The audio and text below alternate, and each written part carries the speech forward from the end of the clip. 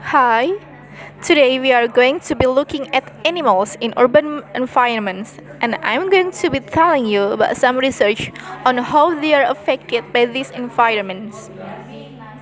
Now, in evolutionary terms, urban environments represent huge upheavals, the sort of massive changes that usually happen over millions of years. And we used to think that only a few species could adapt to this new environment.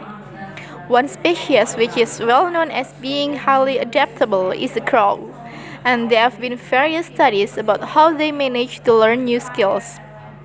Another successful species is the pigeon, because they are able to perch on the ledges on the wall of city buildings, just like they once perched on cliff by the sea.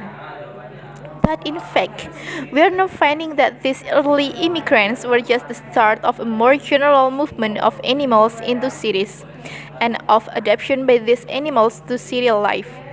And one thing that researchers are finding especially interesting is the speed with which they are doing this. We are not talking about gradual evolution here.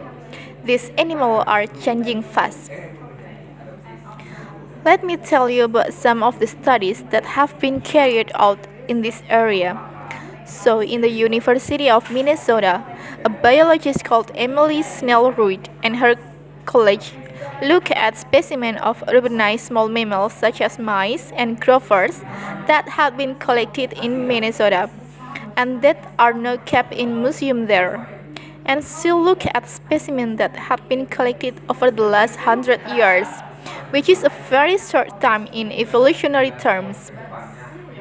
And she found that during that time, these small mammals had experienced a jump in brain size, which compared to rural mammals.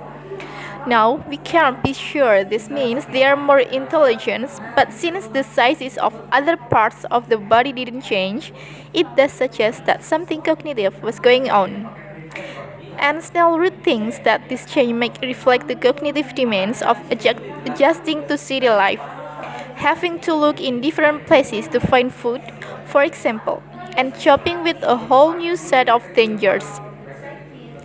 Then, over in Germany at the Max Planck Institute, there's another biologist called Katharina Miranda, who has done some experiments with blackbirds living in urban and rural areas. And she has been looking not at their anatomy but at their behavior.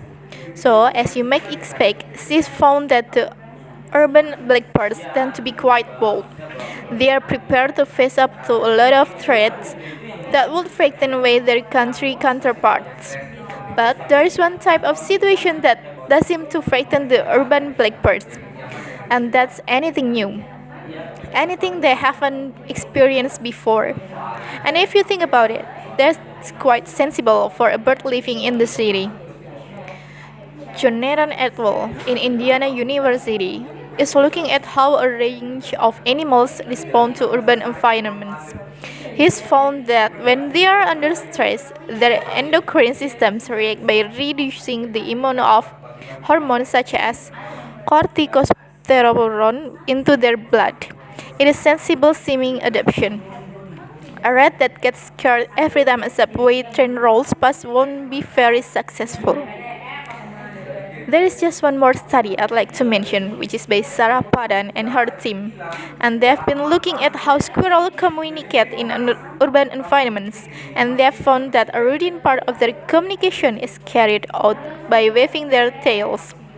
You do also see this in the country, but it's much more prevalent in cities, probably because it's effective in a noisy environment. So, what are the long-term implications of this? One possibility is that we may see completely new species developing in cities, but on the other hand, it's possible that none of this adaptation will be permanent. Once the animal got accustomed to this new environment, it may no longer need the feature it's developed.